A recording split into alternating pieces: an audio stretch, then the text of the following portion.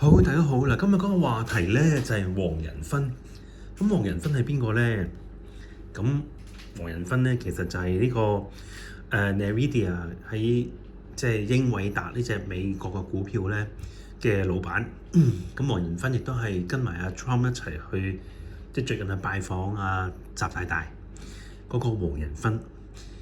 咁佢一勁啦Nvidia 而家嘅市值應該係千幾億㗎啦嚇，應該係千幾億㗎啦。佢而家每一股要214個幾美金一股嚇，咁千幾蚊一個，為起嚟千幾蚊港幣一股嘅英偉達啦，呢啲係一啲晶片啦，晶片嘅科技喺美國係或者係全球裏邊嚟講係最勁嘅一間晶片嘅公司嚟嘅。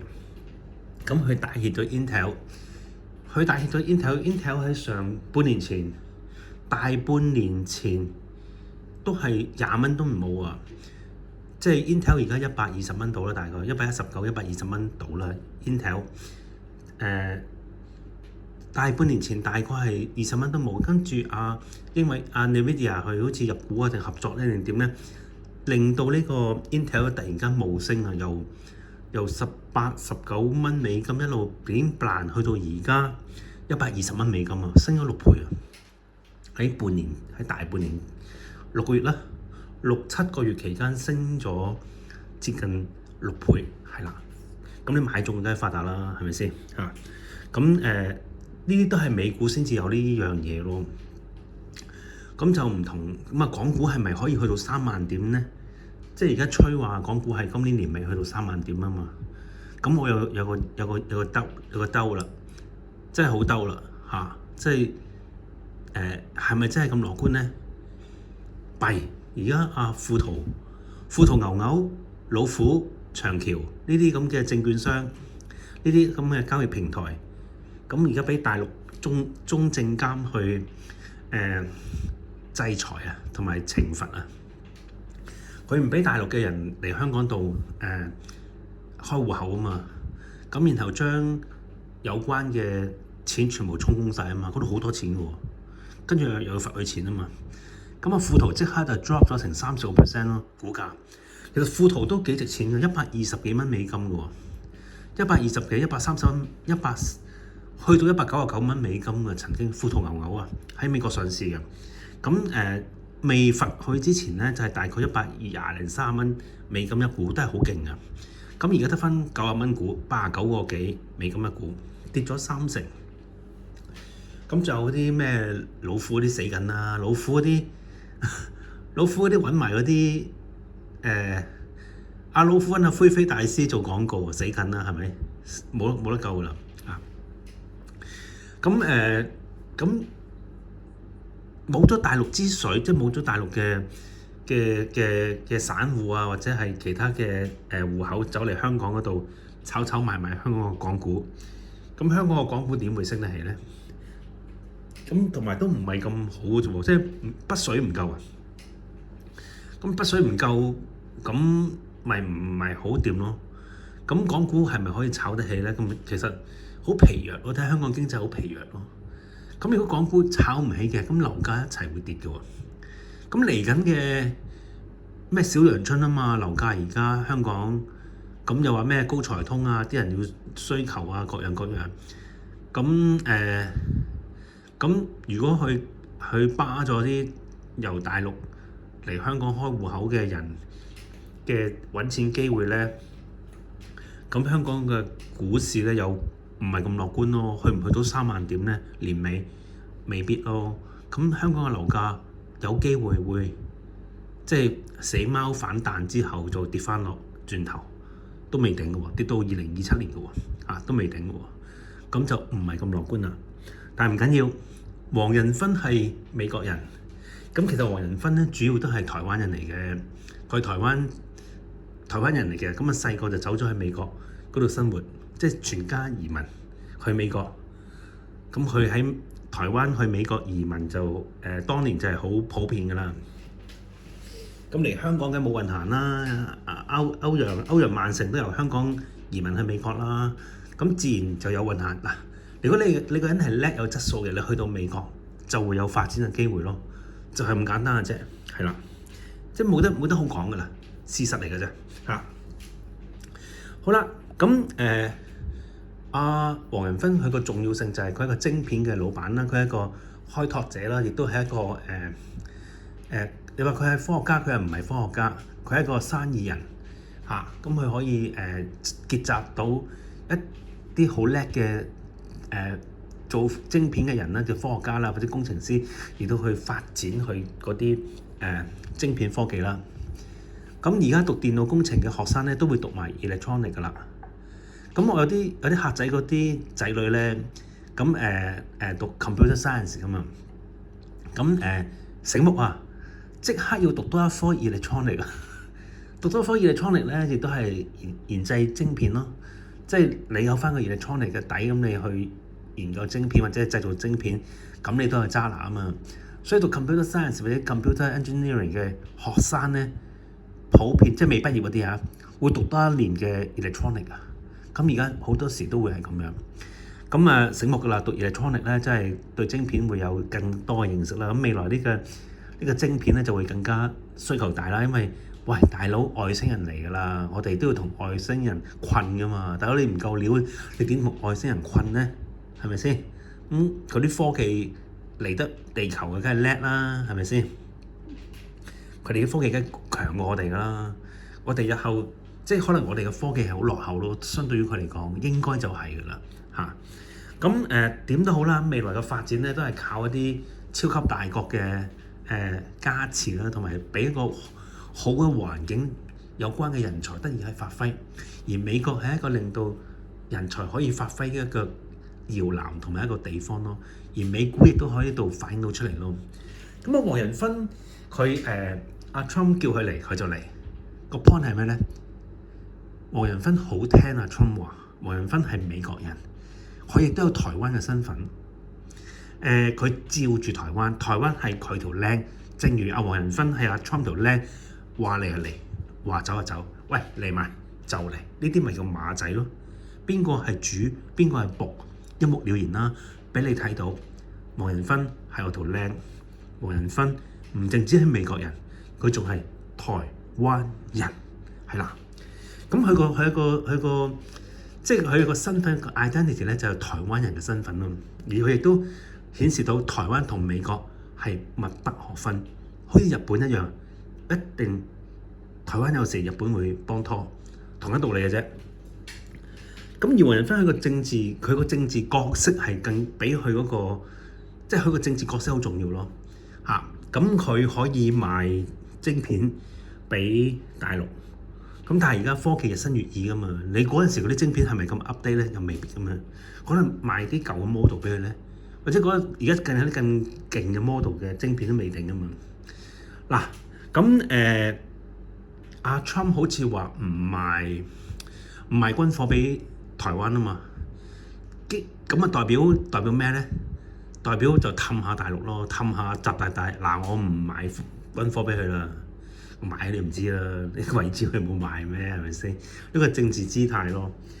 點都好，點解黃仁勳會喺呢個角色裏邊參與得咁正咧，同埋一個兩國元首嘅交鋒啦，或者嘅拜會啦，咁黃仁勳都去埋啦。咁黃仁勳唔驚嘅咩？咁一個唔覺意夾佢，唔俾佢走咪弊，但係唔係因為佢哋坐空軍1號走噶嘛咁而阿 Trump 亦都可以顯示佢個國力係好強，不日虎月焉得虎子，我夠膽嚟，我唔驚你夾我唔怕嚟到。你夾咗我唔怕，因為佢個國力係非常之強大嘅。咁而阿習大大亦都唔會隨便搞佢啦，係咪先？最多派啲特工扮侍應咁樣去，係啦，好似職業特工隊阿 Tom Cruise 嗰套咧，阿 Maggie Q 喺個 ballroom 裏邊，原來穿梭往來嗰啲侍應啊、waiter 啊、部長咧。就係啲特工嚟㗎啦，真係好明顯咯！做戲都要俾啲誠意啊，大佬真係俾人睇到晒嘅。嗱咁黃仁勳個八字咧就係癸卯啦、甲寅啦、辛卯啦。嗱癸卯咧，佢係貴命㗎，喺個貴嘅意思就係好命嘅。嗱，我之前有一條有篇係講過貴命同埋灰光㗎，有四種係貴命嘅，有4種係灰光嘅。而貴命咧，癸卯係其中一樣。咁啊，黃仁勳咧就中咗一個 point 啦。咁佢係貴嘅，佢係代表台灣嘅嚇。咁而台灣美國係照住台灣呢個信息係好清楚嘅。而喺宴會嗰度咧，黃仁勳好似冇出席過宴會喎，淨係得Elon Musk 咧自己喺度飲可樂食下小食咁嘅啫喎。咁黃仁勳就走咗去街邊度食嗰啲麵，擔麵定乜嘢麵啊？係啦，咁其實亦都但係好受人歡迎喎。咁其實都反映到中台友好關係咯。喺民間之中咧係互相歡迎咯。咁其實都顯示咧大陸都唔會打台灣嘅因為你睇下佢哋民間之間幾好交流。你睇下黃仁勳好安全㗎，去到呢個北京街頭食麵不知幾開心食得亦都好受歡迎咯。咁其實中台嘅關係其實 friend 嚟㗎嘛，唇齒相依㗎嘛，當年國共係咪先自己人嚟㗎嘛？係咯，好啦，咁黃仁勳個八字咧就係癸卯啦。咁辛金日主，金克木為財啦，金生水為食，木偏財，木生火生土正財，火克金為官，土生金為正人，木財。好啦，咁財食，哇！呢個顯然就係重格啦。咁嘅款唔係咁嘅款就係重格㗎啦，唔使睇呢度就得啦，唔係下睇埋第四處，全唔使估添啊，冇需要估啊，唔好估添啊！你估你會否定埋前面嗰3處㗎，通常估都估錯㗎，未必啱㗎嚇。咁我哋睇呢個勢面都係財啦、食啦、財啦，咁全部都係一個重格嘅命格。呢個氣已經係一個重格嘅氣嚟㗎。難道呢度會係印比劫？如果呢度印比劫呢，就變咗新約命格。新約命格呢，全部忌神，佢唔會叻得去邊？佢全部忌神，佢唔會有成就。咁而家黃仁勳咁有成就，佢由細到大都好叻仔喎嚇。咁即係話咧，咁佢就好叻仔咯，就係好叻仔咯嚇。由細到大讀書一路做生意各樣嚇，咁都所以咧呢個係個重格嚟嘅。咁重格佢甲木透天干啦，佢係大仔嚟嘅嚇。跟住財又揾到錢啦，食傷身財，讀書又叻啦，又聰明啦，成地都係財，嚇。佢又偏就中意一個老婆嘅啫，就同Elon Musk唔同。Elon Musk 咧就有好多個老婆，好多個仔女，14個仔女，哇！佢都犀利啊！佢就優質嘅人要生多啲仔係嘛？即係唔生仔，即係覺得自己低質啦，所以唔生仔，係咪咁嘅意思咧？咁仲有一樣嘢就係咧黃仁勳佢財多，一定好多女仔埋身啦。應該會有好多女仔埋身，但係佢未必會中意。點解佢唔中意？因為佢係一個重格，重格就係好有個性，好獨立，好有自己睇法。如果佢係身旺正財格咧，佢就好多女人，或者佢好多老婆。身旺嘅正財，因為重格嘅人咧就比較特別啲嘅。佢嘅特別地方就係佢唔同人一般嘅睇法嘅，佢好專一。佢唔會嘥時間去嘥錢去俾其他啲女人嘥錢同佢分身家。哇！大佬嚟一次分咗一橛身家喎，邊有咁蠢㗎？Elon Musk 咧，雖然佢計數計得好精，哇佢計到好盡，成日諗問題點樣解決問題，佢就偏解決唔到自己嘅婚姻問題。佢每次結婚都要蝕一大筆錢嘅，因為又要離婚咧，又要剩咧，又要安家費，又要贍養費。咁Elon Musk其實佢人生最大嘅缺點就係佢成日俾女人呃錢咯，或者因為娶老婆而嘥咗好多錢咯。咁你娶一次老婆就得啦，做咩娶咁多次老婆啫？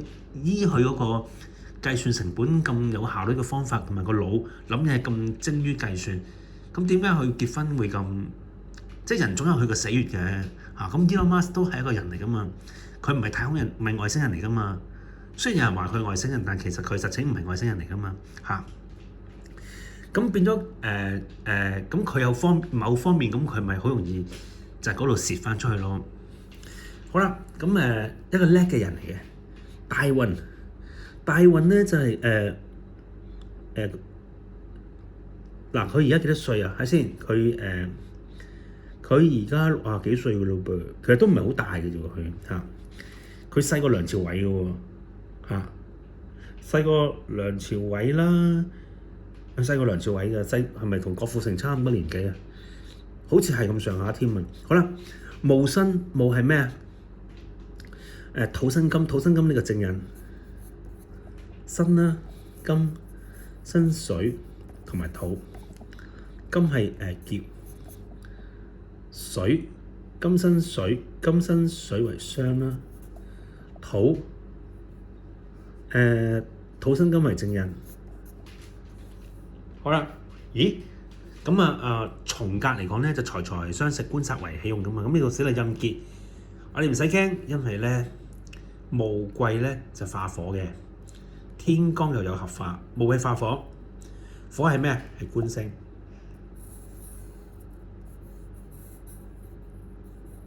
官星係啦，火係官星，咁你就官啦。官財食三奇交匯，威震天下。三奇交匯係大有成就嘅意思嚟嘅。咁叻咯，係好勁咯，黃仁勳喎，哇！突然間彈起喎，一到54歲就即刻彈起喎，佢都係最近出名嘅啫嘛，黃仁勳係咪啊？申同埋呢個人咧地沖咧就係我睇先啦，地沖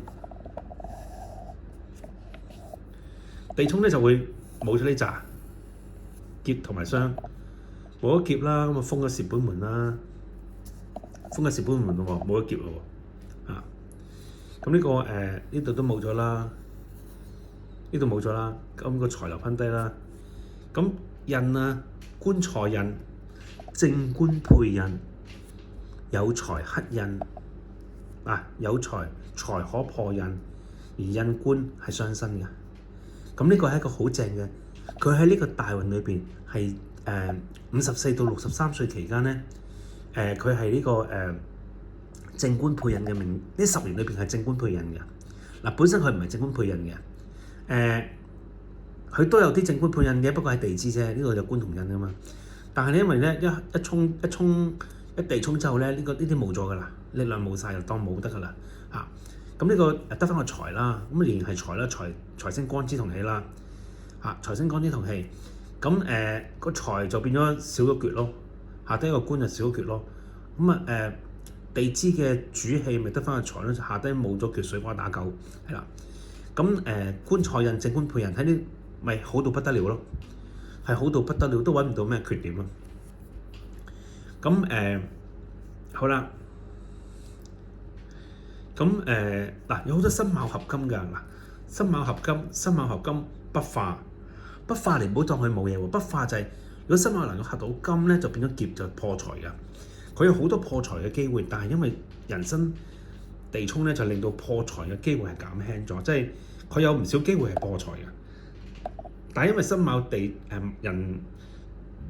人生地沖咧，咁令到佢呢個破財機會咧就冇咗啦，少咗。好啦，到今年大運啦，丙午2026年，丙係咩啊？火克金呢個官星嚟嘅。咁午啊丁同埋己啦，咁呢個煞啦，己係咩啊？己係偏印啦。好啦，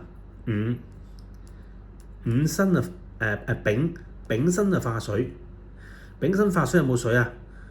睇先，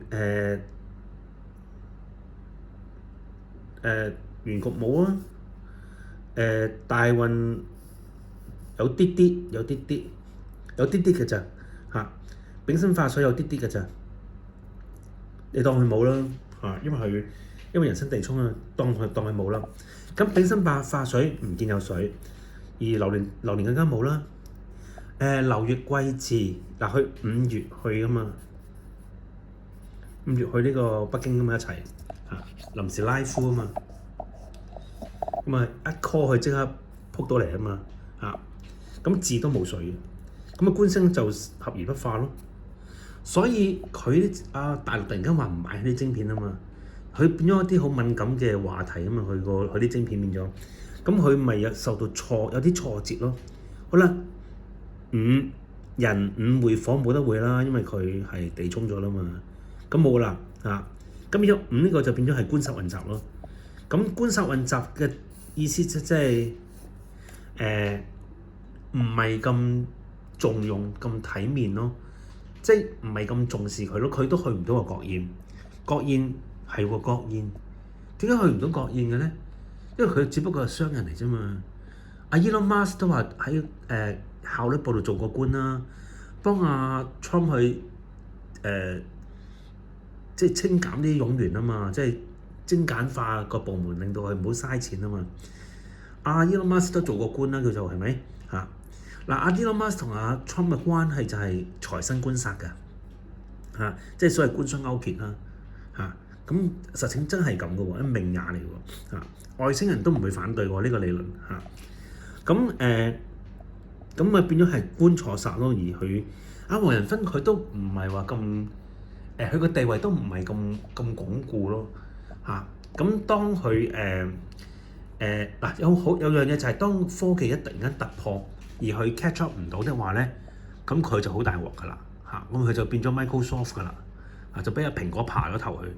咁佢都係一個好大嘅晶片嘅生產商同埋研發商啦嚇。咁2026年咧，佢就因為官星合而不化咧，令到佢嗰佢個名聲啊，或者佢個重要性或者係 Trump 嘅眼中個重要性係弱咗咯，冇咁強咯嚇。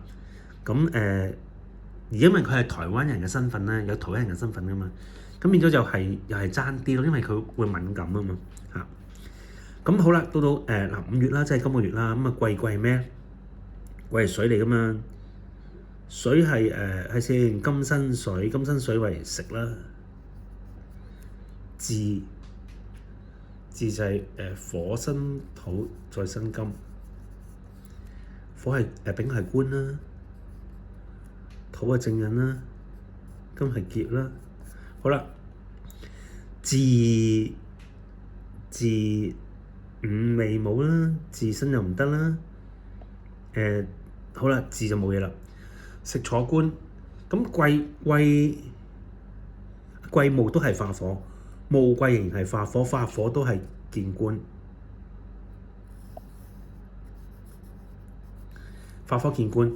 咁巳係冇嘢嘅，巳係冇嘢噶啦，因為佢生巳合不化啦，咁個應法變咗官星干支同氣咯。嗱喺呢個月裏邊，喺5月裏邊咧，佢官星干支同氣，即係突然間做咗官咯。即係突然間啲權貴係好攬佢咯，或者係好重用佢咯。佢個名聲係好緊要、好重要咯。官星干支同氣係喜用神嚟噶嘛。咁呢個就係阿黃仁勳嗰個喺今年5月嘅運程係官星干支同氣，有得同啲美國最頂級嘅官員同埋國防部喎，喂國務卿喎，阿盧比奧喎，哇呢個鷹派嘅喎。咁仲有阿 Trump 咧，咁仲有 Elon Musk 咧嚇，咁阿 Elon Musk 又勁到無倫啦，直頭真係任我行，冇計㗎，係咪先？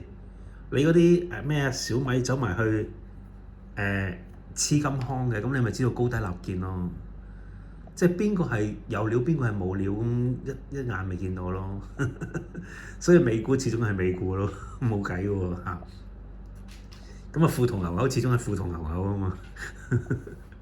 好啦，咁啊，黃仁勳咧就係好勁咯，呢度全部都好勁嘅，一路行好運嘅嚇。咁當然佢有唔好運嘅時候啦，咁啊亦都等到下一個大運，咁就知道佢個運程係點啦。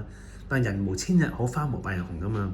佢一路都係咁好咧，咁可能係先甜後苦咯。咁日後可能佢因為科技一有大突破咧，而佢參與唔到嗰個技術咧，咁佢間公司就可能要賣盤啊，或者各樣嘅事情，或者各樣嘅事情，咁啊黃仁勳咧就將會成為